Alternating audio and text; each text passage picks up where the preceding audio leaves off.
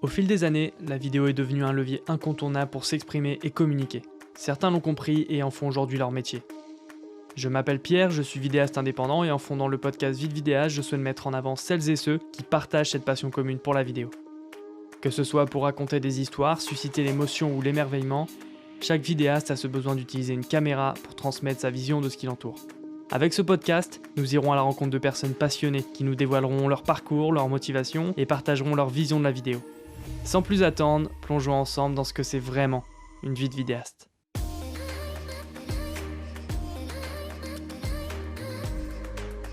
Bienvenue à tous dans ce premier épisode du podcast Vite Vidéaste. Pour inaugurer ce podcast, j'ai invité Maxime, que vous connaissez peut-être à travers la chaîne YouTube Pile et Face, sur laquelle il apporte des conseils afin de s'améliorer dans la vidéo. Durant notre discussion, nous sommes revenus sur son parcours, ce qui a fait qu'il s'est lancé dans la vidéo, et aussi son aventure sur YouTube et ses ambitions qu'il a avec cette plateforme et dans la vidéo plus généralement. En espérant que ce premier épisode vous plaise, bonne écoute. Salut Max, comment ça va ? Hello Pierre, ça va super et toi ? Bah écoute, très bien, je suis ravi de t'accueillir dans ce premier épisode du podcast Vite Vidéaste. C'est vrai qu'il y avait plusieurs raisons pour lesquelles je souhaitais t'inviter dans ce premier épisode. C'est vrai que l'objectif de ce podcast Vite Vidéaste, c'est de mettre en avant les vidéastes francophones talentueux, et je considère que tu en fais partie. Et la seconde raison, c'est qu'on se connaît personnellement, donc ça me faisait plaisir de t'inviter. Donc bienvenue dans ce premier épisode. Bah écoute, merci à toi de me recevoir et merci pour les gentils mots qui me sont adressés. C'est avec plaisir de faire ce premier épisode avec toi. Je pense que ça va être intéressant de parler de tout ça, puis je trouve que c'est une bonne idée de voir ça sous cet angle. Donc c'est avec plaisir d'être là. Parfait. Bon écoute, sans plus attendre, on va commencer avec première question, hein. Rien de très original, mais moi je voulais revenir avec toi sur notamment ton parcours. Qu'est-ce qui a fait que tu en es venu à faire de la vidéo ? Donc ouais, la première question, qui est Maxime et qu'y a-t-il derrière Pile et Face notamment ? Alors je vais commencer par la base, mais Maxime, j'ai 26 ans. J'ai commencé la vidéo un peu comme tout le monde, genre je faisais des vidéos avec ma GoPro de voyage, notamment un voyage pendant 1 an où je suis parti en Australie. Et c'est à ce moment-là que j'ai commencé à voir que ça me plaisait en fait de faire des images et essayer de retranscrire quelque chose. Quand je regarde la vidéo maintenant, je trouve qu'elle est bien éclatée, mais à l'époque je trouvais ça assez cool. Et en fait, ça a commencé comme ça. Et après, dans mes différents postes, j'ai été consultant en recrutement et puis responsable communication là, dans une boîte à Nantes. Et en fait, j'avais des projets où je devais mettre en avant des autres personnes, soit par le biais d'interviews, soit par le biais de vidéos en tout genre. Et en fait, je me rendais compte que c'est quasiment une des seules tâches que j'aimais bien faire, tu vois. Genre, ça me faisait kiffer en fait de faire ça. C'est les seuls moments en fait où je voyais pas trop le temps passer. Et plus j'en faisais, plus je me disais ah ouais quand même, tu vois la vidéo c'est sympa, il y a des trucs à faire qui sont plutôt cool. Et c'est un peu comme ça que la vidéo est venue. Et en fait, je me suis dit au début, bah ok, vas-y, c'est cool, là pour l'instant, tu fais ça dans un taf, mais bon, ça reste dans ton travail en tant que salarié. Et puis, plus j'ai avancé, plus je commençais à faire des petites vidéos à droite à gauche, et puis je voyais que ça intéressait en fait les gens autour de moi. Et très simplement en disant ah ouais, sympa, tu fais des vidéos, bah, on a peut-être un petit événement, machin, bon, on n'a pas du tout le budget, mais est-ce que ça te dit pourquoi pas de faire une vidéo là-dessus, sur cet événement-là ? Et du coup, bah, c'est un peu comme ça que ça a démarré. Mon premier contrat, c'était un contrat qui était complètement gratuit d'ailleurs. On me disait, bah ouais, on a un événement, on veut faire une vidéo. Est-ce que ça te dit ? Et moi, vu que j'aimais bien ça, à aucun moment je me disais, bah ouais, va falloir que tu demandes une rémunération. Tu vois, j'étais hyper content que quelqu'un s'intéresse à moi, entre guillemets, en me disant, bah ouais, on aimerait bien que tu fasses un truc. Et du coup, bah, c'est un peu comme ça que j'ai commencé la vidéo de manière professionnelle. C'était par ce premier événement à filmer qui a été un échec parce que la vidéo n'avait pas été publiée. mais c'est comme ça que j'ai démarré. Ouais. Ok, parfait. Mais c'est vrai qu'indirectement, c'est un peu les débuts de beaucoup de personnes. C'est vrai que après, ça dépend, mais il y en a qui tombent dedans tout petit, genre qui commencent à filmer des choses tout petit. Et puis il y en a qui découvrent aussi la vidéo petit à petit. Mais il y a souvent un élément déclencheur. Donc toi, tu t'expliquais que c'était un voyage que tu avais fait en Australie. Et c'est vrai que ça vient souvent de voyages ou d'éléments particuliers. Donc qu'il y a cette passion qui naît un peu de nulle part. Donc toi le processus avant que tu te mettes réellement à ton compte, il a été assez long. Parce que tu parlais effectivement, ouais, tu as eu des expériences dans des boîtes, etc. Donc c'est pas quelque chose que que tu as fait tout de suite de te mettre à ton compte dans la vidéo? Ouais, J'imagine il y a eu un processus ouais, c'est ça. au fur et à C'est mesure. ça aussi, c'est intéressant ce que tu soulignes, l'aspect passion qui arrive d'un coup, parce que tu vois beaucoup de vidéastes, des mecs qui ont réussi dans la vidéo, qui montrent, tu sais, des vidéos d'eux qui sont en train de filmer genre à 8, 10 ans, des choses comme ça. Et moi, ça n'a absolument pas été mon cas en fait. Genre la vidéo, c'est arrivé hyper tard. J'ai commencé à me mettre dedans vers 22, 23. Et avant, tu vois, je faisais des petites photos avec mon téléphone, mais tu vois, j'ai jamais été vraiment passionné tout petit de ça, tu vois. C'est venu assez tard et c'est ça qui est assez intéressant, c'est que enfin, s'il y a 5, 6 ans, tu me disais que j'allais me mettre dedans à full time et tout, jamais je t'aurais dit ça, tu vois. C'est arrivé un peu tard. Et ouais, enfin, comme tu disais, tu vois, le fait que ça débute en tant que passion, et ben en fait, plus tu avances, plus tu te rends compte que, surtout dans la vidéo, bah, tu peux plus ou moins en faire ton métier si tu vois, si ça se passe bien, si tu bosses dur et tout ça. Donc c'est cool, ouais, que tu puisses transitionner de la vidéo perso en voyage, en machin, à de la vidéo un peu plus pro, quoi. OK, super. Et pour le coup, bah, comme tu disais, j'imagine qu'à 22-23 ans, bah, voilà, tu pas forcément été dans une école. J'imagine que tu as appris un peu sur le tas et j'imagine, je me doute que tu as dû, côtoyer la meilleure école du monde qui est YouTube. Comment justement tu t'es formé à la vidéo? Ouais, c'est via les vidéos, YouTube, j'imagine, principalement? Ouais, c'est une très bonne question. C'est vrai que j'en ai pas parlé, mais si j'ai pas parlé de l'aspect un peu plus éducation. Moi, j'ai absolument pas fait d'école de cinéma ou d'école de vidéo ou n'importe quoi en rapport avec ça. J'ai uniquement fait une école de commerce, donc rien, enfin très loin entre guillemets de la vidéo. Et comme tu le soulignes, pour moi, une des meilleures écoles et tout ce que tu peux trouver sur Internet pour apprendre, ça va être YouTube en premier. Donc c'est clairement comme ça que j'ai commencé, hein, simplement en voyant des vidéos d'autres personnes que je trouvais vraiment stylées. Je me dis ah ouais, ça pourrait être cool de faire ça. Et j'ai essayé de le faire et puis bah ça marchait pas. Du coup, faut apprendre en fait enfin, le plus compliqué, c'est apprendre à faire les bonnes vidéos. Donc, tu vois, ça commence par les réglages. Ensuite, ça va un peu plus loin sur les compositions, sur la storytelling, sur tout ça. Mais au tout début, j'étais vraiment très loin de ça. Je m'en souviens aussi que j'étais ultra focus sur le matériel. Et, comme beaucoup de personnes qui commencent dans la vidéo, où genre c'était une espèce d'obsession en me disant, mais mec, t'as pas un Sony A7 III, t'as pas un GH5, tu feras pas de vidéo. Enfin, tu feras pas de bonnes vidéos. Et alors, ce qui est entièrement faux. Mais je sais pas, c'est une espèce de biais, un peu de réflexion où tu as l'impression que c'est ça qui te manque pour faire des bonnes vidéos, alors que c'est pas le cas. Et ouais, donc du coup, bah, jusqu'au jour où j'ai compris que c'était pas forcément plus le matos qui faisait que je faisais pas de meilleures vidéos, mais plutôt ma connaissance sur le matos et sur la vidéo en elle-même. Et c'est à ce moment-là où j'ai commencé à me former. Et je me suis formé par le biais surtout du YouTube. J'ai commencé aussi à regarder un peu des formations gratuites, payantes aussi un petit peu. Et c'est ça qu'en fait j'ai trouvé vachement beau dans le truc, c'est de te former par toi-même, tu vois. Il y a personne qui vient t'aider, qui va te dire bah ouais, faudrait que tu fasses ça, faudrait que tu fasses comme ça. C'est toi qui vas faire tes propres recherches et tu passes du temps, c'est beaucoup d'heures, mais à la fin quand tu arrives, bah, tu dis ouais, j'ai fait ça un peu tout seul, quoi. Et c'est encore plus gratifiant, je trouve. Ouais, c'est clair. C'est clair et pour le coup, bah, voilà, quand on voit, ceux qui font actuellement de la vidéo, bah, notamment en France et qu'on entend leur discours, on voit qu'eux aussi sont passés par l'école, YouTube. Enfin, c'est vrai qu'il y a beaucoup d'autodidactes qui se sont formés Mm. directement sur YouTube. Donc c'est vrai que ça se rejoint aussi par rapport à ça et pour le coup, c'est devenu, une bibliothèque incroyable de C'est ça, vidéos. Enfin, il y a vraiment tout à c'est ça, disposition, sur tous les sujets. Donc ça, c'est top. c'est ça. Après, ouais, je te coupe, c'est très poli. Après, tu vois, justement, ce que tu dis, c'est vrai, il y a quand même beaucoup de vidéastes, que ce soit en France ou même dans le monde, qui n'ont pas forcément fait d'école de cinéma et qui réussissent dans la vidéo.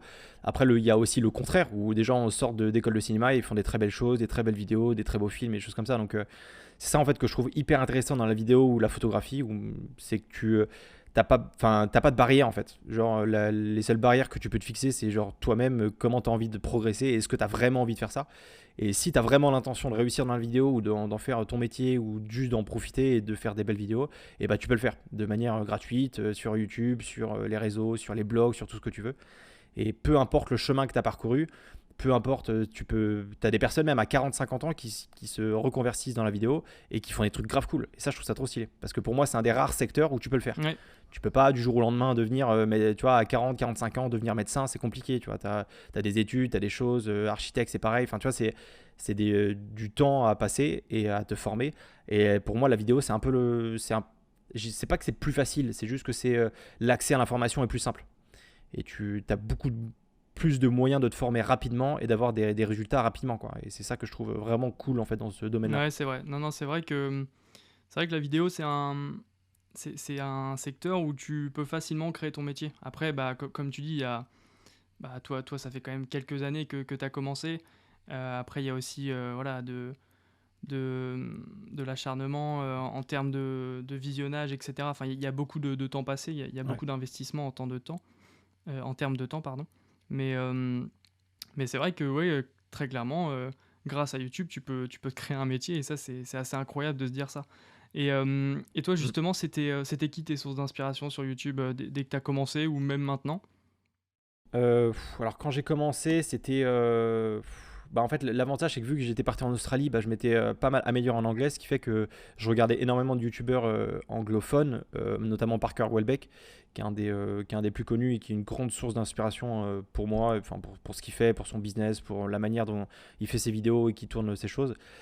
Puis aussi bah, forcément les grands...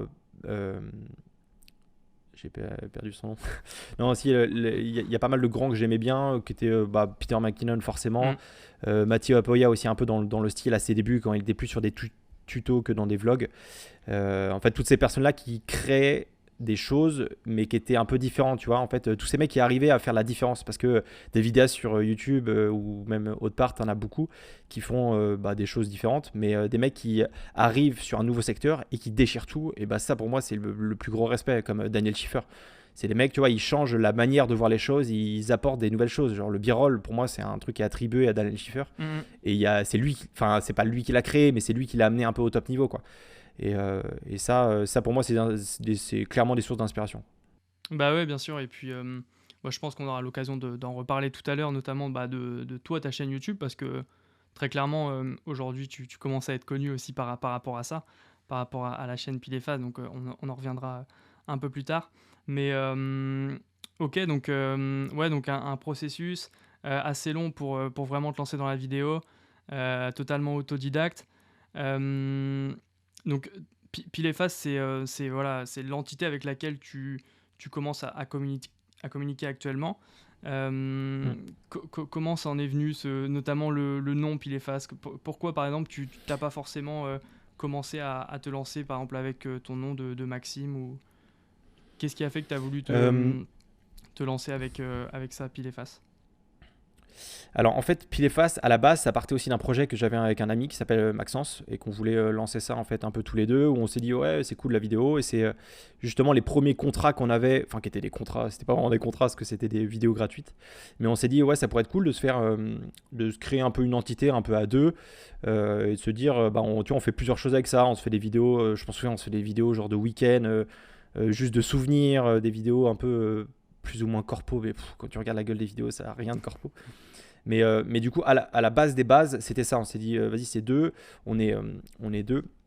Et du coup, on crée ça comme ça. Après, bah, Pile et Face, ça a un peu évolué. Toi, t'en as fait partie aussi de Pile et Face. Donc, on était quatre.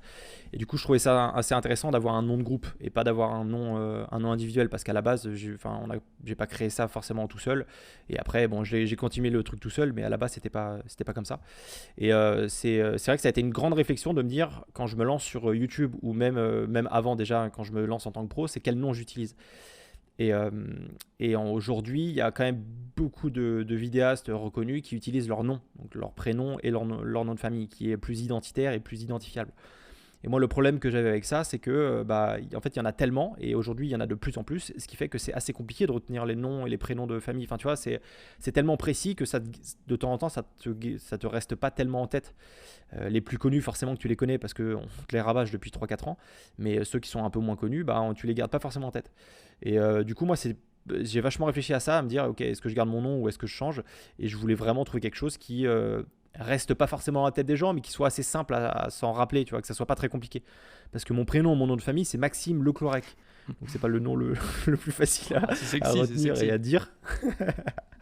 Mais du coup ouais, c'est pour ça que je voulais garder Pile et Face, me lancer en tant que pro là-dedans, enfin garder ce nom-là.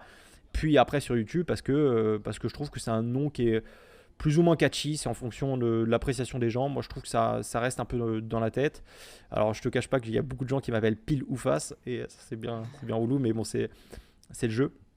Et ouais, non, c'est pour ça que je préférais garder Pile et Face et de continuer là-dessus parce que c'était l'identité de base.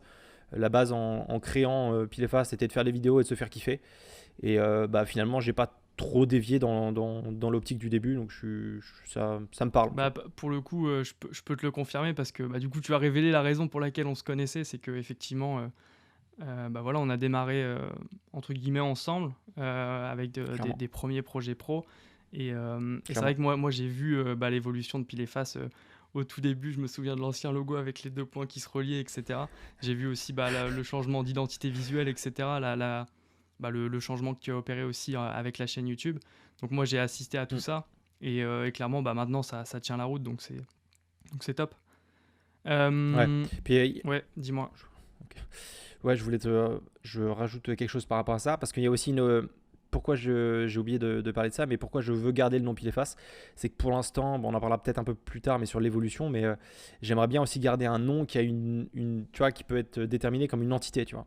Je sais pas trop ce que ça va devenir Pile et Face demain, mais imaginons, j'en sais rien, ça progresse et je sais pas, j'arrive à recruter des personnes, des choses comme ça. Je préfère avoir une espèce de boîte qui s'appelle Pile et Face plutôt que d'avoir des gens qui travaillent avec, tu vois, avec Maxime Le Clorec. Enfin, tu vois, ça fait moins, pas entreprise, parce que j'aime pas trop le terme, mais ça fait moins entité, tu vois. Alors que le côté un peu pile et face d'avoir un nom identitaire qui est différent de ce qu'on peut trouver autre part, je trouve que c'est plus facile à un peu créer une communauté, enfin, continuer un peu dans ce sens-là. Et du coup, je trouve ça important d'avoir un nom qui est un peu différent de ce que tu as de ta personne, quoi. Ouais, c'est vrai que c'est intéressant parce que, bah, pour le coup, effectivement, quand tu prends ton prénom et ton nom, bah, forcément, après, on va s'identifier. Bah voilà, Maxime Leclerc, c'est celui qui C'est fait de ça, la vidéo. Alors que si, effectivement, c'est ça. tu as envie de t'en détacher, même par le futur, parce qu'on ne sait pas de quoi l'avenir est fait, bah, c'est compliqué de se détacher de cette image de Maxime Leclerc, c'est le vidéaste. Alors qu'effectivement, avec Clairement. une identité, c'est plus facile. Là, clairement, pile et face, voilà, tu travailles sous cette identité-là. Donc c'est vrai que c'est un peu Mm. plus simple. C'est vrai que moi, directement, dès que tu me dis ça, ça me fait penser à Grain en France, qui est un peu aussi Ouais, dans cette même logique où voilà, bah, quand on pense à Grain et quand on pense, bah, surtout quand on pense à Louis Fouché, parce que c'est comme ça qu'il s'appelle, dès mm, qu'on le voit, on pense directement à Grain et on pense pas à Louis Fouché. Et c'est vrai mm, qu'il a réussi à créer pas mal de choses autour justement de cette école Grain, etc. Et pour le c'est coup, ça. c'est intéressant aussi de se détacher comme ça. Ok.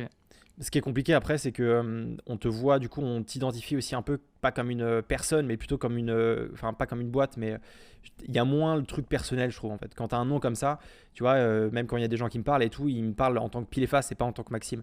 Et ça, c'est quelque chose que j'essaie de corriger plus ou moins, tu vois. J'essaie de plus en plus dans mes vidéos ou quand je me présente de parler beaucoup plus de Maxime que de Pile et Face, de jouer un peu sur les deux, parce que de temps en temps, quand tu as un nom, en fait, un nom enfin, peut-être pas un nom de domaine, mais tu vois, quand tu as un nom comme ça, à part qui est pas ton prénom, et ben c'est un peu impersonnel.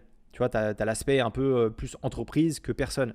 Et ça, que ça soit sur YouTube ou que ça soit dans le domaine pro, bah dans le domaine pro, c'est un peu moins vrai, mais dans le domaine de YouTube, c'est peut-être un peu moins personnel, donc ça peut moins bien marcher, mais pour l'instant, par rapport à ce qui peut arriver dans le futur, ça me paraît plutôt cohérent, donc je reste là-dessus. Bah ouais, non, mais je pense que ouais, clairement, il y a des avantages et des inconvénients comme pour tout, Ouais, c'est ça, mais clairement. c'est vrai que ça me faisait, ça me tenait à cœur que tu reviennes là-dessus parce que c'est vrai que bah, moi j'ai pu assister à tout ça, donc c'était cool aussi pour moi de voir l'évolution justement de Pile et Face Production avec le Ouais, c'est ça. fameux point là. Ça, Le c'est pire légendaire ça. logo. Non, mais ouais, mais justement, en plus, toi, tu as été, tu vois, aussi dans la réflexion, ça a forcément joué quand tu bosses avec des gens, bah, comme on a fait tous les deux, comme on a fait avec Alexis et Maxence, où on était plusieurs à faire des vidéos ensemble, et bah, ça donne des idées, tu vois, peut-être pas en termes d'agence de production, mais dans le sens où, bah, tu vois, bosser à plusieurs sous un nom, et bah, c'est plus facile que quand tu es plusieurs freelance et que tu bosses pour un même projet, bah, tu vois, tu as 3-4 noms différents.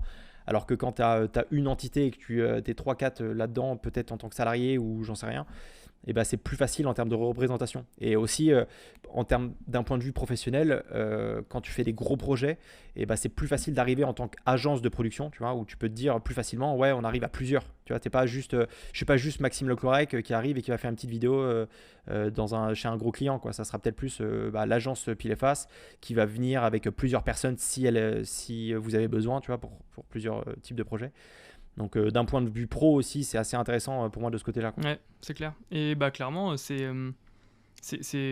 véritablement de la stratégie en fait. Et c'est vrai que bah, ceux qui vont nous écouter et voilà, qui sont peut-être dans une démarche de création vidéo, je pense que c'est une Mm, vraie problématique de savoir c'est vrai, comment tu amènes la chose. Est-ce que tu as envie d'être connu plus sous ton nom ou plus c'est sous un ça, nom de marque, etc. Parce que effectivement, ça va déterminer des choses par la suite.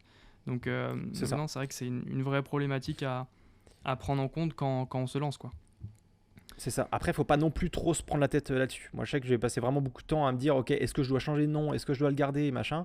Et finalement, on se rend compte que que ce soit tes clients ou même les gens qui te suivent, enfin, c'est pas que ça les intéresse pas, mais ce qui leur intéresse, c'est ton contenu. Que ça soit C'est tes vrai. vidéos pro sur ce que tu vas réaliser, ce que tu es capable de faire, que tu t'appelles Jean-Michel, Romain, double maxi best-of, on s'en fout, tu vois. Genre, c'est tes capacités à créer. Et justement, faut pas que ça soit un frein de se dire, ok, clairement, c'est quoi mon nom, quoi. Si jamais, un conseil tu vois, que je peux donner, c'est si jamais tu te lances, te prends pas la tête, tu te lances avec ton nom. Et après, au pire des cas, tu changeras. De toute façon, enfin, tu vois, ça va jamais t'impacter de changer de nom 2 ans après. Enfin, tu vois, même si que tu après, quand tu as une grosse chaîne YouTube, c'est peut-être plus compliqué, mais quand tu te lances dans la vidéo, à titre pro ou même à titre perso, que tu changes de nom au bout de 2 ans, c'est pas du tout dérangeant, quoi. Ouais. Faut pas juste se freiner là-dessus, quoi. C'est ce que je voulais Bah dire. merci. Merci, ça fait plaisir. Bah, bonne soirée. Bah écoute, Maxime, j'ai un petit jeu à te proposer. Il Ok, y aura 2 petits jeux dans ce podcast et le premier, alors je sais pas s'il y aura un jingle entre temps, donc dans le doute, on va se retrouver juste après le jingle.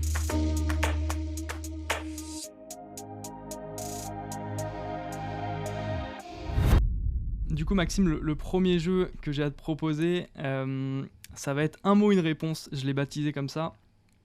Et en fait, l'idée, c'est ok, que je vais te donner 5 mots. Et instinctivement, il va falloir que tu sois très réactif. Tu vas devoir me répondre en gros ce que ce mot évoque pour toi. Je sais pas si j'ai été assez clair. ok, ok, si, c'est très clair. Et tu Ok, vois, l'idée c'est que je veux pas forcément qu'il y ait de la réflexion, je veux que ce soit instinctif et de voir bah, voilà, ok, au premier abord ce que ce mot peut évoquer en toi. Est-ce que tu es prêt? ça marche. Oui, Bon allez, on va commencer. Moi je suis pas serein de ce jeu, hein. Je verrai bien si je le t'inquiète, garderai après le premier épisode. On va bien voir on va comment tu vas tester. réagir. Alors le premier Ok. mot. Qu'est-ce que t'évoques Instagram? Réseau social. Trop lent, trop lent. Trop de réflexion à mon goût là. Mais en fait, je pensais que moi tu me disais, je pensais que le jeu c'était genre tu me donnais 5 mots et je te vais. Ah oui, non, ok, en fait je viens de comprendre en m'expliquant. Mais en gros, tu me donnes un mot, il faut que je te dise ce que ça m'évoque direct. Ouais. Ok. En fait, moi dans ma tête, j'attendais que tu me dises genre 5 mots et que moi je choisisse celui qui m'évoque le plus. C'est comme ça que Ah j'avais oui, compris. ok. T'avais mal compris, mec. Mais après, si t'es mal expliqué, T'avais franchement, mal je comprends compris. pas non plus. T'avais mal compris les Ok. quiproquos, là. Ok, Instagram, bah réseau au social, pire, je note. Qu'est-ce que t'évoques YouTube? passion, Qu'est-ce que t'évoques post-production? montage, Sony. amour, Festival Spot. carnage. Moi, je crois qu'on va devoir contextualiser. Ah non mais ok, dans l'idée, très bien. Donc Sony c'est amour post-production. Tu m'as répondu montage, ouais bah Montage. c'est la même chose, c'est un synonyme, Ouais. mais Ouais, ouais, du coup j'ai intégré une petite anecdote personnelle avec le Festival Spot parce que ok, on peut le dire la première prestation rémunérée clairement. qu'on avait fait à Clairement, l'époque qu'on a fait tous les deux. avec Pile et Face et c'est vrai que ça reste un bon souvenir, pas tant dans le rendu je pense, mais C'est vrai. dans l'expérience qu'on avait pu vivre. Et, C'est vrai. et du coup, c'est marrant que instinctivement tu me sortes carnage, c'est drôle. Bah, tu vois, là où tu soulignes le truc, c'est que j'ai dit ce mot-là parce que j'ai pensé directement au rendu. Et tu vois, Ouais, je suis dans une période là, en ce moment où je regarde un peu mes anciennes vidéos et je me dis, mais mec, qu'est-ce que tu faisais, quoi? Comment ça se fait que cette vidéo elle est aussi pétée alors que, enfin, c'est juste que, la vidéo à l'époque elle était bien et elle est encore bien, mais c'est juste que tu sais, t'as toujours envie de progresser. Donc c'est pour ça que le premier mot qui m'est venu, c'est en termes de résultats. Mais en termes de moments passés, je pense que c'était une des raisons aussi pour lesquelles j'ai voulu me lancer dans la vidéo et de faire tu vois, aussi un peu faire de YouTube, délire communauté et partager des trucs avec des gens, parce que ça, c'était vraiment des meilleurs moments. Comme tu dis, tu vois, c'était notre première prestation payante, je crois, tous les deux. Je crois pas qu'on avait fait avant. Non. Et c'était un réel kiff parce que c'était drôle, tu vois. Genre, on se marrait, on faisait des prises. Bon, t'as toujours un peu de stress et tout, mais c'était drôle. Je me souviens, on déconnait, on faisait les cons et c'était trop bien. En vrai, c'était un des meilleurs moments que j'ai passé dans ce truc-là. Ouais, non, c'est vrai que ça reste un bon souvenir. Plus, ouais, effectivement, pour l'expérience où on était entre potes en train de filmer et c'était aussi, bah, tu vois, c'était l'excitation d'avoir un premier projet rémunéré parce que c'est toujours quelque chose C'est ça, d'être payé pour faire quelque chose qu'on aime. Donc, c'est vrai que c'est c'est ça, toujours quelque chose d'important, je pense, dans la carrière d'un vidéaste. Mais c'est vrai que clairement. c'est pour ça que je m'étais permis de l'intégrer. Ok, parfait. Pour le coup, pendant ton explication, je pense que tu as trouvé la transition, puisque tu parlais de YouTube et effectivement de l'aspect communauté et d'échanger les choses avec les autres. Et c'est aussi bah, le point que je souhaitais aborder avec toi, c'est bah, comme on voyait au tout début, effectivement, l'aspect YouTube. Parce qu'aujourd'hui, bah, voilà, on commence à te connaître en tant que pile et face sur YouTube notamment. Donc il y a une semaine, tu as posté une petite vidéo pour fêter tes un an sur Ouais, YouTube. Je me suis pris des petites notes là, j'ai sorti des petits chiffres. Donc je suis allé à la pêche aux chiffres tout à l'heure. Donc pile et face, bah, au moment où on tourne ce podcast, c'est 4500 abonnés. Ça commence à grimper vite. Et j'ai compté, ouais, c'est 38 vidéos sur la dernière année. Donc ouais, c'est un ratio qui est pas mal. Enfin, tu vois, sur 52 semaines, 38 vidéos, bah voilà, c'est un peu moins d'une vidéo par semaine, mais c'est quand même, ouais, c'est quand même pas mal. C'est vrai que tu postes du contenu assez régulièrement. Et c'est vrai que c'était aussi quelque chose que je voulais aborder avec toi, c'était cet aspect un peu YouTube, voir comment tu ouais, t'organisais aussi par rapport à ça, parce que bah, ceux qui font des vidéos YouTube le savent, c'est quand même assez prenant en termes de temps. Enfin, tu vois, clairement. on se rend pas compte des fois du temps qu'on peut passer sur une vidéo parce que voilà, il y a mine de rien tout un processus en termes d'écriture de la vidéo, en termes de tournage, en termes de montage, bah, même le tournage en tant que tel, ça peut prendre un peu de temps. Après, tout ce qui est publication, même la miniature, des choses comme ça. Enfin, il y a beaucoup de choses à prendre en compte et c'est des choses qu'on n'a pas forcément. Que les gens en ont pas forcément conscience. Donc comment tu t'organises toi par rapport à ça pour justement produire du contenu assez récurrent? Est-ce que t'as des habitudes que tu mets en place toutes les semaines justement pour créer ce contenu sur YouTube?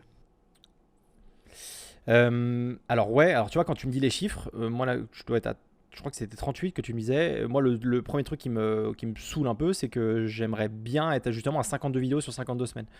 L'objectif que je m'étais fixé de base, c'était de faire une vidéo par semaine. Alors, je ne l'ai pas respecté pour plusieurs raisons, enfin voilà, qui sont perso, enfin bref, que j'ai déménagé, tout ça. Et, et du coup, comment je m'organise. Là, ça doit faire peut-être un peu plus de 3 4 mois où là maintenant j'arrive quand même à garder le rythme d'une vidéo par semaine et encore de temps en temps ça saute. Comment je m'organise, c'est que dans le sens, dans un premier temps, je vais avoir la recherche du sujet. Il faut savoir que j'ai une liste en fait de vidéos que je veux faire dans mes notes. Je dois avoir à peu près plus de 100 vidéos en tête. On me dit ouais, ça peut être cool de faire ça. Et après, en général, ce que je fais, j'ai souvent un mois d'avance sur les vidéos que je veux faire. Et du coup, ce qui fait ouais, enfin, dans le sens, j'ai un mois de sujet. Après, les vidéos sont pas prêtes, hein. Mais j'ai au moins un mois de sujet devant moi. Et du coup, ce que je fais, c'est qu'une fois que je sais quel sujet je vais faire, je vais aller faire mes recherches parce que c'est aussi important de ne pas se planter dans ce que je dis. Et du coup, je vais pas mal passer du temps à rechercher sur des vidéos qui ont déjà été faites. Et je vais aussi pas mal regarder justement les vidéos des confrères ou d'autres personnes qui ont fait des vidéos sur ce thème-là et voir ce qu'ils ont fait de bien, ce qu'ils ont fait qui pourrait potentiellement être amélioré, à mon sens, évidemment. Et aussi, je vais pas mal passer de temps sur les commentaires des autres vidéos parce que ça me permet vachement de. Tu vois, que sous les commentaires des autres vidéos, tu as souvent des gens qui commentent et disent ah, ça aurait été bien que tu parles de ça, ou genre ah ouais, mais ça, t'as pas trop parlé. Et ça, tous les commentaires comme ça, je les note. Et après, moi, quand je vais faire ma vidéo derrière, et ben, je vais réutiliser toutes ces choses-là. Donc en fait, j'ai une grosse phase de recherche où je me dis ok, c'est quoi le sujet, qu'est-ce qui est important pour les gens en fait sur ce sujet-là, qu'est-ce qui fait que tu vois, il est recherché ou qu'est-ce qui fait que les gens veulent cliquer dessus. Et surtout, moi, le truc le plus important dans une vidéo YouTube, c'est qu'est-ce que t'apportes. Tu vois, à chaque fois que je publie une vidéo, avant de me filmer, ou même une fois avant de la poster, je me dis est-ce que tu apportes quelque chose à des gens, tu vois. C'est vraiment mon main truc, à chaque fois, chaque vidéo, je me dis ça. Et c'est le plus important. Donc une fois que je suis sûr que le sujet est bon, que je vais apporter quelque chose aux personnes, et bah, c'est là où je vais commencer un peu à écrire. Mes vidéos sont assez souvent scriptées. J'aime bien écrire avant ce que je vais dire pour être sûr de ne pas me planter. Et après, une fois que ça s'est fait, bah, tout simplement, je me filme et je fais le montage et puis ça part. Tu vois. Donc si on parle en termes de temporalité, je pense que ça me prend peut-être une demi-journée à écrire, tu vois, à faire les recherches et à écrire la vidéo. Et ensuite, pareil, une heure et demie à me filmer. Et après, à faire le montage, ça me prend entre une demi-journée et une journée, quoi. Donc on peut dire en tout que ça me prend 2 jours par semaine pour faire une vidéo YouTube. Ok. Et tout ça, tu le fais tout seul, ouais, à l'heure actuelle? Ouais, tout ça tout seul. Je pense que même, tu vois, si demain ça marche bien et tout, il y a très grande chance que je fasse tout seul. Je me verrais pas. Enfin, tu vois, j'aime vraiment faire ça. L'écriture, ça me fait kiffer.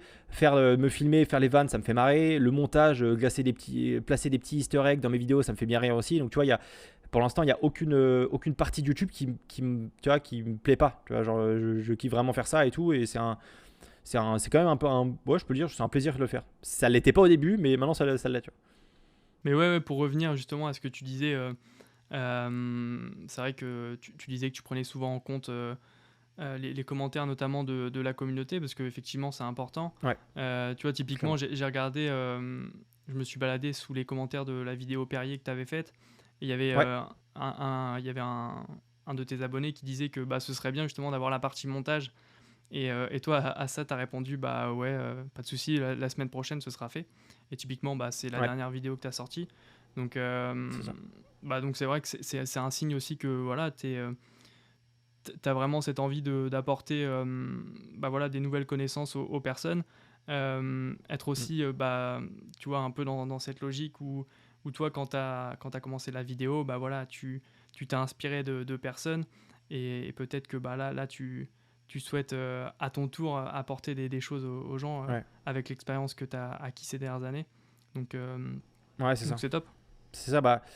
En fait, tu vois, le début, pourquoi j'ai créé ma chaîne YouTube, à la base des bases, c'était que je voulais déjà faire les vidéos, enfin, tu vois, faire des vidéos, parce que comme pas mal de monde, tu vois, au début, je publiais mes vidéos, bon, d'ailleurs, on les publiait ensemble, mais c'est sur des vidéos de voyage, des trucs comme ça, donc assez classique. Et après, le moment où je me suis dit, vas-y, tu sais quoi, fais une chaîne YouTube où tu parles face cam, là aussi, ça a été un autre step. Et il y a plusieurs raisons à ça. La première, c'est que je savais qu'en fait, en faisant ça, j'allais progresser dans mes vidéos. Pourquoi ? Parce que vu qu'avant j'avais un peu peur, tu vois, du regard des autres. Enfin, j'étais pas à l'aise avec ça. Honnêtement, de me mettre en avant et tout comme ça, j'avais peur. Enfin, c'est pas que j'avais peur, mais tu vois, j'avais pas envie de me faire déglinguer. Et du coup, je savais qu'en faisant ça, et bah, déjà, ça allait un peu atténuer ce délire-là de fait tu vois, de la peur du jugement, d'être regardé bizarrement, de se dire mais qu'est-ce qu'il fait ce gars-là, tu vois. Donc ça, c'était une première raison pourquoi j'ai créé la chaîne. Deuxième raison, c'est que bah, du coup, parce que j'avais plus ou moins cette petite peur-là, je savais que toutes mes vidéos allaient être pas bien travaillées, mais travaillées soigneusement, tu vois. J'allais pas faire des vidéos un peu au pif en me disant tu sais pas ce que tu dis, gros. Enfin, tu vois, mes premières vidéos, je faisais énormément de recherches. Je passais des jours à faire mes vidéos parce que je voulais être sûr de pas dire de la merde, de pas faire de faux, de pas machin. Et du coup, d'ailleurs, c'était un peu limite anxiogène, tu vois. Je pense que les 6 premiers mois de YouTube, j'ai pas kiffé tant que ça. C'était limite, je me forçais un peu à faire les vidéos en me disant, mais si mec, ça t'apporte. En plus, bah, tu vois, les gens, ils commencent à bien aimer. Mais je prenais pas plus de plaisir que ça, tu vois. Je me sentais pas forcé. Tu te mettais une pression peut-être de C'est ne ça. pas être à C'est la ça, hauteur, clairement. genre de. Parce que c'est vrai que quand tu es sur YouTube, dès que tu te montres, bah voilà, tu portes un message et C'est ça. tu te dois d'être pertinent entre guillemets. Donc ouais, peut-être il y avait cette, C'est ça. cette appréhension de C'est- ne pas être légitime, de pas donner les bonnes infos par rapport à ça. C'est complètement ça. Puis aussi, quand tu débutes, et bah, tu es entre guillemets pas légitime. Tu vois, quand c'est pas en termes de nom, mais quand t'es pas encore trop connu, bah, forcément pour te faire connaître, tu vois, faut que tu partages un peu tes vidéos sur les groupes, que tu t'en parles autour de toi, machin. Et du coup, quand tu fais ça, tu ouvres vachement ton travail à la critique. Et ce qui est hyper dur dans tous les domaines, mais encore plus dans le domaine où tu fais par passion, tu vois, c'est que quand on critique ton travail, tu as l'impression qu'on te critique toi. Et du coup, tu prends les attaques hyper personnelles, tu vois. Quand un mec te dit ouais, j'aime pas ta vidéo, et bah tu te dis putain, ce gars-là il m'aime pas, qu'est-ce que j'ai fait de mal, tu vois. Du coup, quand je publiais mes vidéos au début, je m'en souviens d'une vidéo où j'ai pris un taquet en me disant ouais mec, t'as pas de personnalité, tu pompes les autres et tout. Et je m'en souviens que sur le coup, ça m'avait fait un truc, genre j'avais pris un peu une décharge en pleine tête. Et en y repensant, tu vois, je m'en souviens que j'étais pas hyper loin de me dire, gros, est-ce que ça vaut le coup de continuer? Parce que juste une personne m'avait dit ça, alors qu'il y avait, je sais pas, peut-être 20 autres personnes qui m'avaient dit, mec, c'est cool. Et ça, pour moi, c'est hyper important, hein, de souligner que quand tu débutes, tu vas forcément être mis en avant. Et du coup, tu t'es risqué à prendre des critiques derrière. Et à ces critiques-là, il faut vraiment prendre du recul. Ce que les mecs disent, c'est pas ce qu'ils disent sur toi, sur ta personne, mais c'est ce qu'ils disent sur ton travail. Et ça, il faut réussir à détacher ton travail de ta personne. Pour moi, c'est deux trucs qu'il faut essayer de différencier. Et quand justement tu publies ton travail aux yeux des autres et que tu prends un peu des taquets dans la tête, faut vraiment réussir à prendre du recul et de se dire ok, c'est pas grave, si les critiques sont constructives, les prendre en compte, ça c'est hyper important. Et après tu vas te laisser couler si c'est vraiment des attaques personnelles en disant mec, c'est de la merde ce que tu fais, ok, ça te plaît pas, mais c'est pas grave, tu vois. Ouais. Et ça, je sais que le début de ma chaîne, ça a été une des raisons aussi pour lesquelles, tu vois, quand on en parlait tout à l'heure, c'était un peu anxiogène. Ça me stressait parce que justement, j'avais peur de ces critiques-là. J'avais peur qu'on me dise, mec, ton travail, c'est pourri. Ça, après, je pense que et en fait, ouais, excuse-moi, vas-y. non, vas-y. Non, mais c'est vrai que je pense que c'est propre à un peu tous les secteurs. Enfin, il y a toujours cette peur de se lancer, du fait d'être pas légitime ni quoi que ce soit. Tu vois, moi, pour le coup, je me suis un peu fait cette réflexion en lançant ce podcast, de se dire, Ouais. voilà, ça fait pas longtemps que je me suis lancé dans la vidéo. Donc, est-ce que j'ai forcément la légitimité pour faire un podcast sur la vidéo et les vidéastes? Mais après, tu vois, je pense que dans tous les cas, faut se lancer, faut tenter les choses. Et puis, après, tu vois par la suite. Mais je pense que justement, cette légitimité, tu te la construis au fur et à mesure aussi. Tu vois, il y a un truc que Parker Welbeck avait dit qui ça m'a un peu fait déclic aussi. C'est que lui, il partait sur une échelle graduée de 0 à 10. 0, t'es débutant dans la vidéo ou dans la photo, dans ce que tu veux. Et 10, c'est un expert. Et en fait, lui, il disait que dans tous les cas, surtout dans notre génération, tu vois, tu pourras jamais être expert à 100% d'un truc. Dans tout ce que tu vas faire, tu auras forcément des mecs qui seront meilleurs que toi. Tu vois, tu pourras pas être le top du top, machin. Donc, ce qui fait que dans cette échelle-là, de 0 à 10, il y a un moment où tu te places quelque part. Tu vois, moi, ça fait 3 ans que je suis dans la vidéo, je commence à être pas trop mal, mais je suis pas non plus un expert. Donc, moi, je me situe entre 6 et 7. Ce qui fait que toutes les vidéos ou tout ce que je vais faire, des mecs qui sont au-dessus 8, 9, ils vont se dire, ok, tu vois, c'est pas ouf. Sauf que derrière, tous ceux qui sont en dessous, qui sont à 3, 4, qui sont débutants dans la vidéo, qui avancent petit à petit, ces mecs-là, quand ils voient mon travail, ils disent, putain, ce mec-là, tu vois, il m'apporte des trucs, genre, j'apprends. Et pour moi, c'est là où, où la légitimité, c'est là où j'ai commencé un peu à asseoir le truc, à me dire, mais en fait, mec, t'es légitime. Si à partir du moment où tu apportes à des gens qui sont un peu plus. C'est pas moins bon que toi, mais qui ont moins de connaissances que toi, si tu leur apportes des choses, t'es ultra légitime. Et dans tout ce que tu fais, tu vois. Et ça, pour moi, c'est à ce moment-là aussi où j'ai compris un peu, où ça s'est mieux passé. Et j'ai commencé à préférer, tu vois, mes vidéos, à passer plus de bon temps, faire plus de vannes, tu vois, faire plus de trucs quand je me suis dit, mais mec, t'es légitime aux yeux des gens qui le sont, tu vois, pour toi. Ouais, non, mais en plus, ça se ressent, tu vois, moi qui te connais bien, tu vois, je retrouve un peu, sur les dernières vidéos, je retrouve un peu le Maxime que je connais, tu vois, un peu libéré, tel que tu es dans la vraie vie pour le coup. Ouais. Et c'est vrai que, je vois une évolution par rapport au début. Et ça, pour le coup, tu l'expliques justement par ces choses-là. Ouais, c'est ça. Mais, ouais, c'est ça. Ok. Et toi, pour le coup, comment tu vois le futur de cette chaîne? C'est vrai que pour le coup, pour moi, tu as pas mal innové, notamment avec ton concept avec Alex Jackson, c'est ça? Ouais. Ouais.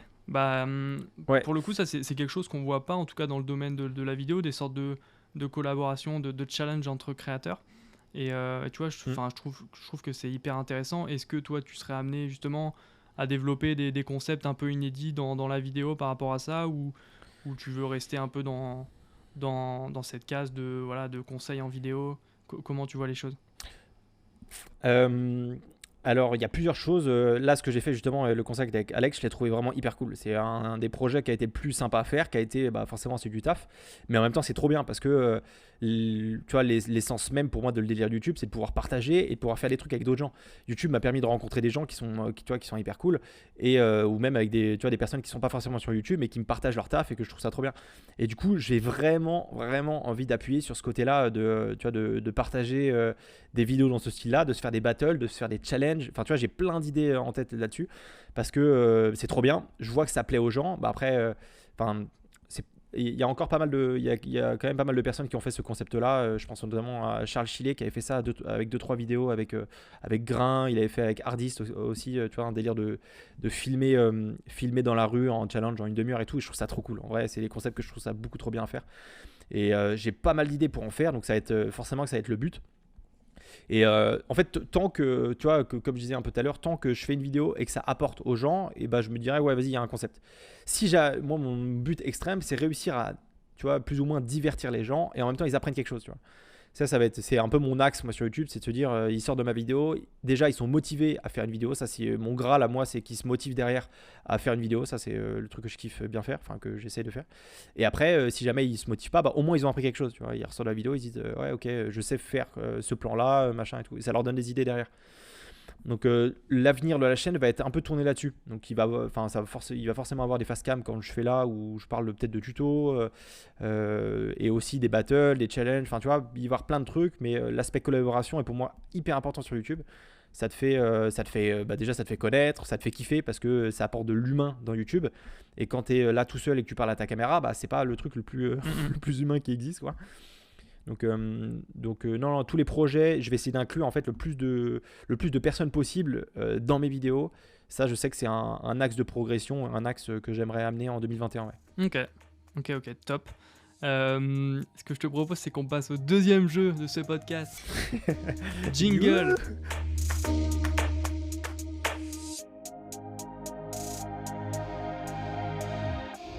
Donc le deuxième jeu, Maxime, je vais te demander d'être attentif cette fois-ci.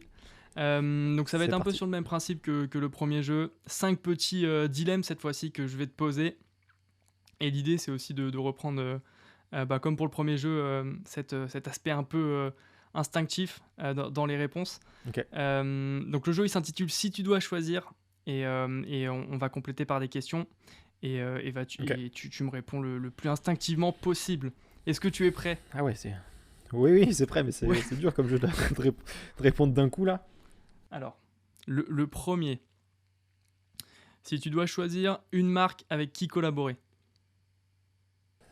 Instinctivement, j'aurais dit Perrier parce que je viens de les connaître, mais professionnellement, tu vois, une marque de rêve avec qui tu voudrais vraiment faire une vidéo. Nike. Bon, facilement Nike. Sur le sport, ça serait assez stylé. Surtout qu'ils font des spots vraiment cool, et ce que j'aime bien un peu avec cette marque-là, c'est que ils font pas uniquement des spots où tu es focus sur le produit. En fait, c'est beaucoup plus sur l'ambiance et sur l'émotion que la vidéo peut te faire ressentir en fait.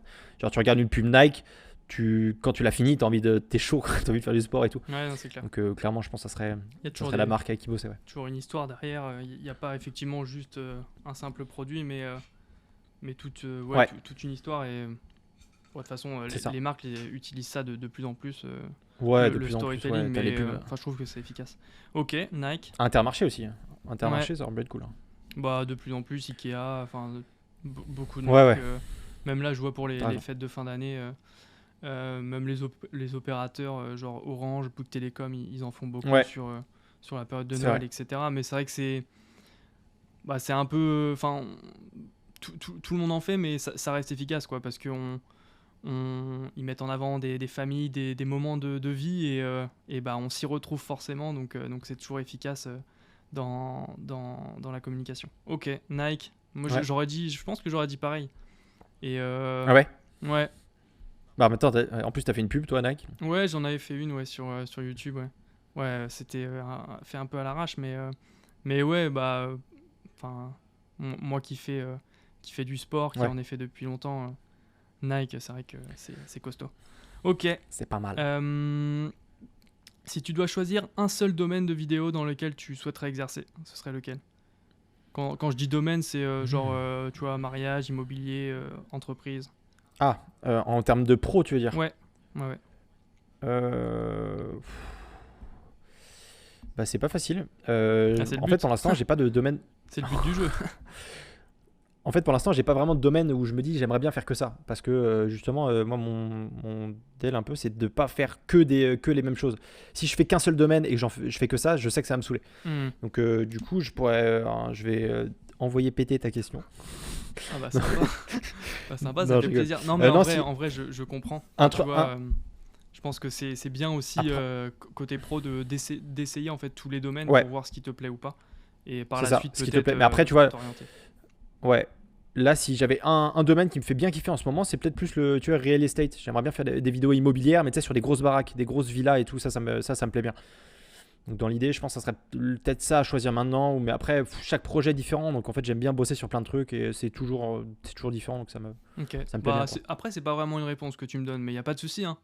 Y a pas de souci. Ok, Yes, désolé nickel. de. Non mais c'est vrai que l'immobilier, bah toi en plus, c'est vrai qu'on l'a pas mentionné, mais en ce moment t'es à Montréal.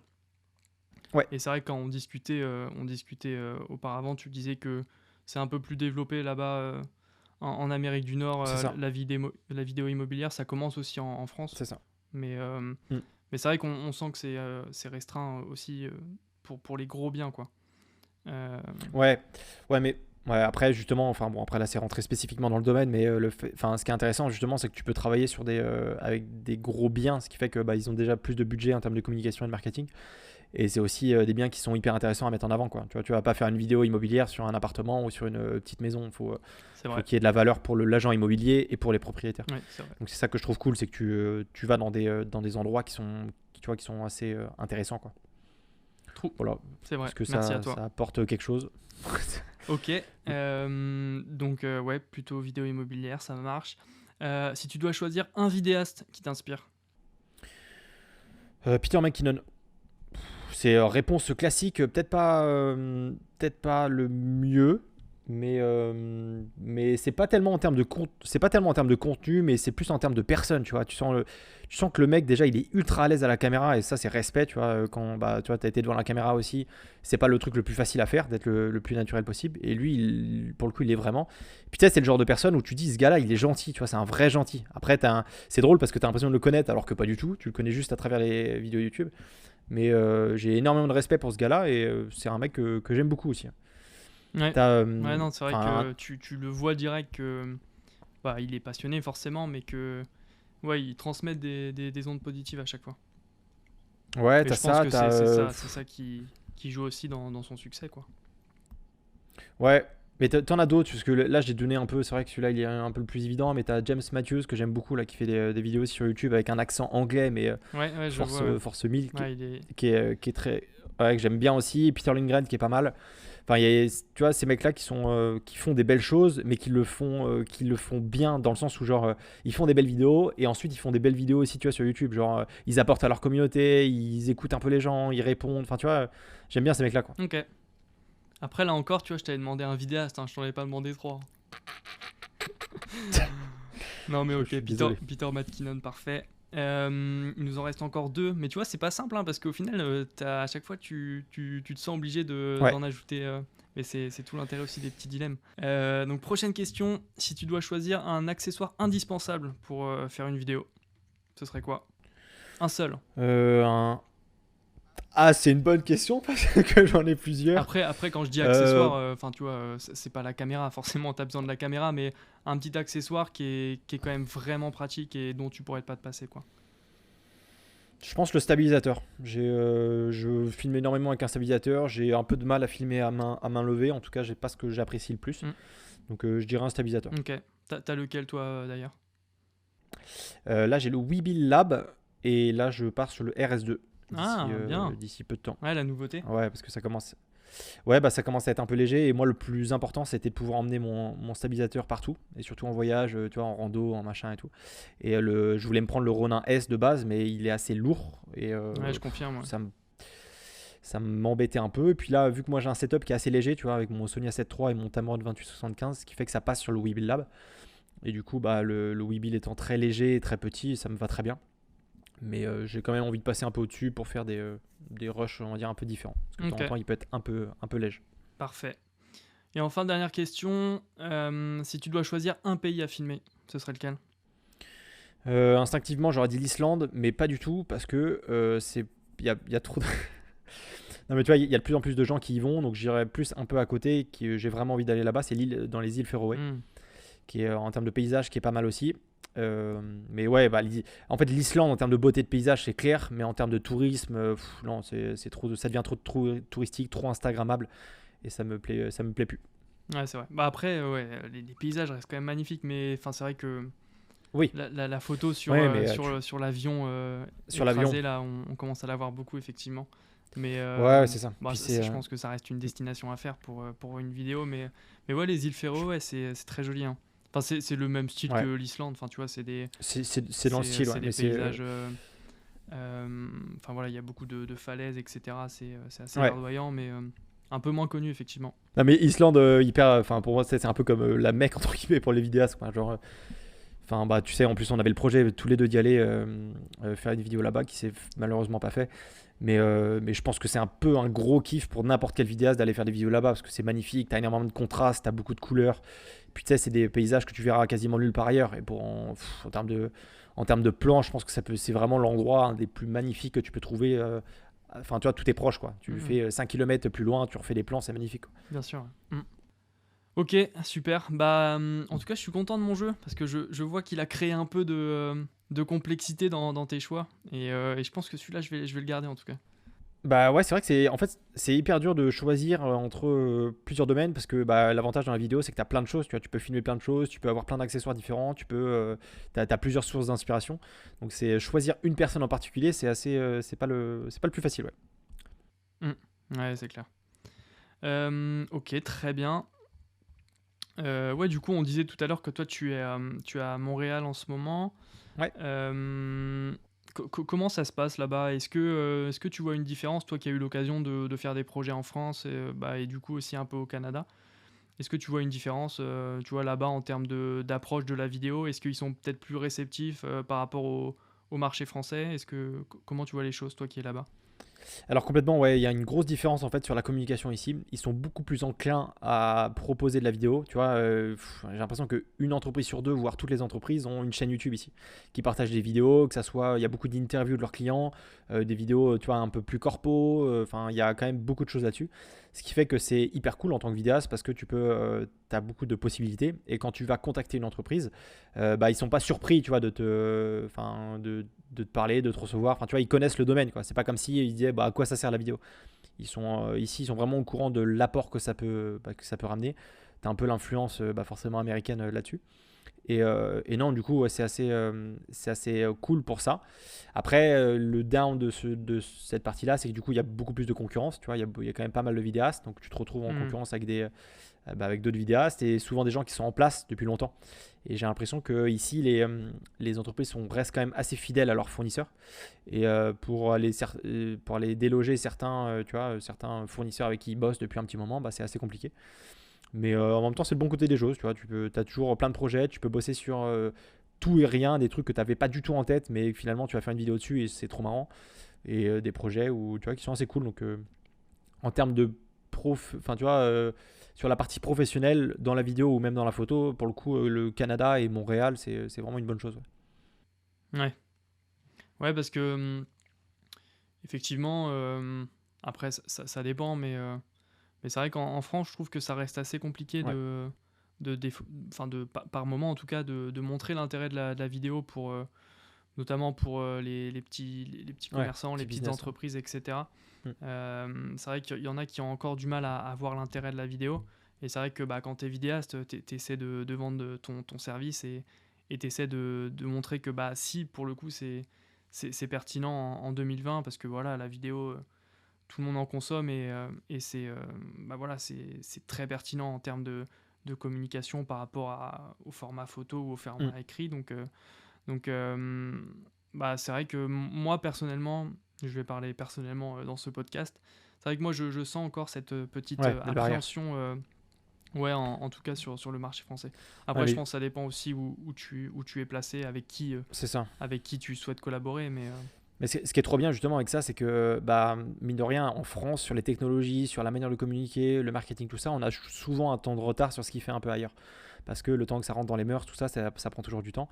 Ce qui fait que d'ici quand même quelques temps, enfin 1, 2 années, la vidéo va être de plus en plus présente. Donc en fait, plus tu te lances tôt, plus tu es dedans en fait dans la vidéo maintenant, plus ça va avancer et du coup les entreprises vont être enclins à plus communiquer via la vidéo ou via la photo. Donc moi je trouve ça top en fait de se dire vas-y bah tu te lances maintenant, tu investis du temps, tu investis des connaissances, tout ça, tu t'es déjà lancé sur le marché pour que quand ça prenne réellement, et bah, tu sois en place.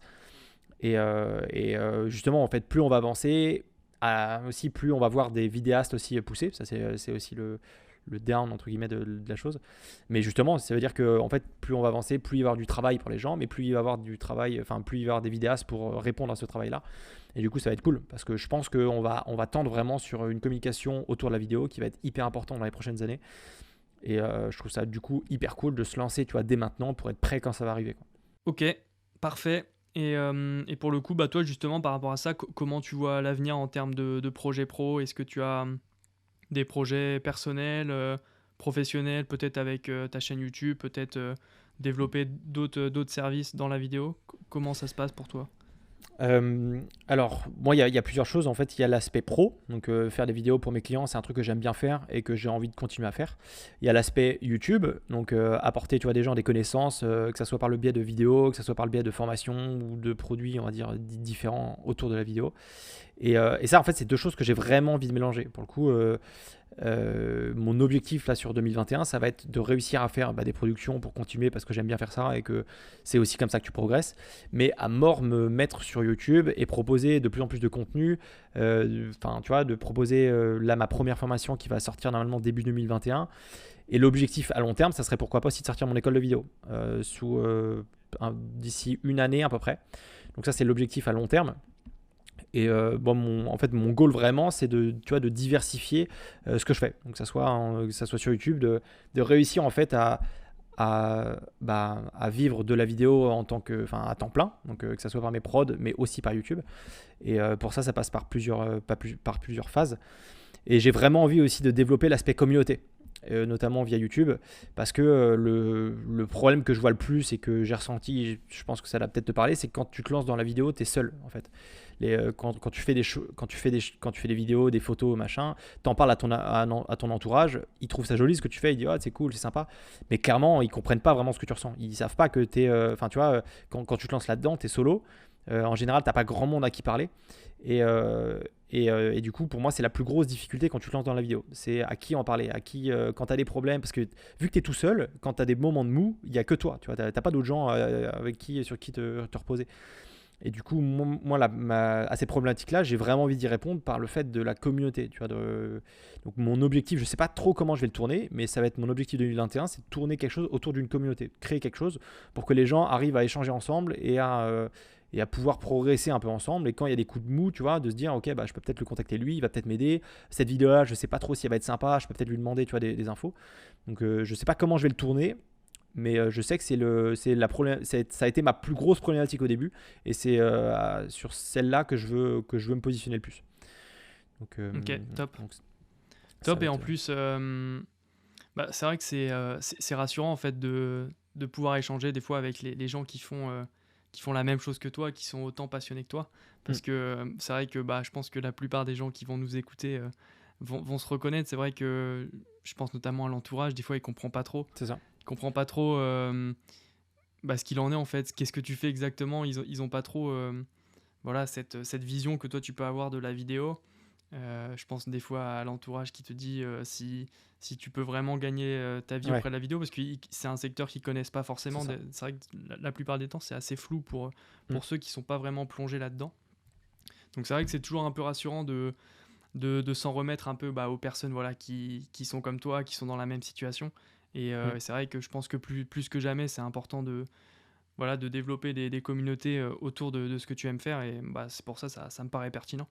Mais c'est vraiment sur le côté, tu vois, c'est exactement ce que tu as dit, l'entourage ne comprend pas forcément ce que tu fais, et surtout, tu vois, tu vas avoir des problèmes précis et des interrogations que si tu leur poses la question, ils vont pas trop savoir quoi te répondre, quoi. Et or, tu vois, on est tous humains, on n'est pas des huîtres, on a des émotions, ce qui fait que il y a des moments où tu as besoin d'avoir du soutien, il y a des moments où tu as des moments de mou, tu vois, où tu as besoin d'avoir quelqu'un qui comprenne ce que tu vis et ce que tu ressens. Et c'est pour ça que par le biais de la communauté, après là c'est au sens large, mais un conseil moi que j'aimerais bien donner à des gens qui se lancent aussi, c'est essayer de s'entourer des gens qui ont la même passion que vous, que ce soit sur la photo ou sur la vidéo, c'est essayer de trouver des gens qui se lancent aussi ou qui sont dans le même domaine, Et tu vois, essayer d'avoir des calls avec eux, de se voir, de machin, parce que ça, tu sais, ça enlève une pression. Tu te dis, ok, je suis avec cette personne-là ou je parle à cette personne-là et elle comprend ce que je vis. Quand je lui dis, ouais, je suis pas bien parce que je suis pas sûr que mon client va me répondre, je sais pas quoi lui dire à ce moment-là. En fait, tu te rends compte que bah, personne n'a la science infuse et que le fait d'en parler quand tu as des problématiques à d'autres gens dans la vidéo, et bah, ça t'aide de fou, quoi. Enfin, moi, je sais que je fais ça depuis le début et tout. Et le fait quand t'en parles avec des gens, ça t'aide de fou. Et, euh, et pour moi, ça reste du coup hyper important d'avoir une communauté autour de ça, ça c'est top, mais c'est au sens large, tu vois. Et après, au sens plus serré, c'est ouais, que chaque personne qui se lance dans ce domaine-là, ou qui souhaite, ou qui est déjà lancé, qui essaie le plus possible de se rapprocher des personnes qui sont dans son domaine. Et ça peut se faire hyper simplement via les réseaux. Aujourd'hui, grâce à Instagram, grâce à YouTube, j'ai rencontré des mecs que tu vois, juste on leur envoie un message et tu vois, on a communiqué, et maintenant c'est devenu des potes, tu vois. Alors que dans plein d'autres domaines, tu pourrais pas forcément faire ça, alors que là, avec les réseaux sociaux, tu peux te rapprocher des gens hyper facilement. Et ça, pour ça, c'est hyper bien et c'est vraiment des trucs qu'il faut faire pour moi quand tu te lances, quoi. Ok, nickel. Bah écoute, sur ces bonnes paroles, je te propose de passer à la dernière question de ce podcast. C'est une petite question pour finaliser un peu ce podcast. Qu'est-ce que tu dirais, toi, au Maxime qui vient de lancer Pile et Face il y a à peu près 4 ans? Qu'est-ce que tu pourrais lui dire à ce jeune Maxime qui vient de débuter dans la Qu'est-ce vidéo? que je pourrais lui dire Alors c'est peut-être un peu bateau, tu vois, de dire de rien lâcher, de continuer, mais c'est plus en vrai, je pense que ce que je dirais, c'est pas vraiment écouter ce que disent les autres, dans le sens où il y a toujours des personnes qui vont essayer de te rabaisser, tu vois, parce que certaines personnes sont un peu fait comme ça, et c'est souvent la minorité un peu méchante qui parle le plus fort, tu vois. Ce qui fait que tu as beaucoup de critiques. En fait, il y a beaucoup de gens qui vont aimer ton travail qui vont pas forcément te le dire. Et par contre, une personne qui va pas l'aimer, lui, il va te le dire. Ou alors, enfin, tu vois, il y a une petite partie et du coup, tu as l'impression que c'est humain aussi, mais les critiques négatives, c'est que celles que tu retiens. Genre, sur 10 personnes qui disent ton travail il est bien, et tu en as une qui va dire que c'est pas bien, et toi, tu vas te rappeler que de celle-là. Et moi, ce que je me dirais du coup à cette époque, si je devais me parler, ça serait de pas forcément écouter ces personnes-là, et essayer d'avoir un peu confiance en ce que tu fais, dans le sens où dans tous les cas, l'avantage de la vidéo, c'est que tu progresses forcément. Tu es obligé de progresser. En fait, toutes les vidéos que tu fais, dans un an, tu vas les regarder, tu vas te dire, mec, c'est pas ouf. Mais sauf que d'ici là, tu vois, tu auras fait du chemin. Donc, faut vraiment pas se dire, ouais, non, cette vidéo-là, elle est pas assez bien, je la sors pas, ou ouais, non, c'est pas si. Enfin, tu vois, pour moi, il faut vraiment pousser, rien lâcher, poster, essayer de poster un maximum et se faire confiance, se dire, ok, là, c'est peut-être pas ouf, mais si je me donne les moyens, si je me donne, tu vois, tout ce que j'ai pour réussir, et ben ça marchera forcément. Parce que la vidéo, c'est pas. Enfin, t'as pas besoin d'être un dieu, t'as pas besoin d'être ultra créatif, t'as pas besoin d'être Enfin, tu vois, c'est pas que c'est pas si dur de bien marcher dans la vidéo, mais c'est accessible. Et pour moi, c'est accessible à tout le monde. Avec de la bonne volonté et des connaissances, c'est accessible à tout le monde. Donc ça serait ça, le conseil, ça serait de rien lâcher, de continuer à fond, Ok, de ne pas écouter les conseils négatifs et de se concentrer sur ce qui est important, qui est toi, quoi. parfait. J'adhère totalement avec ces belles paroles.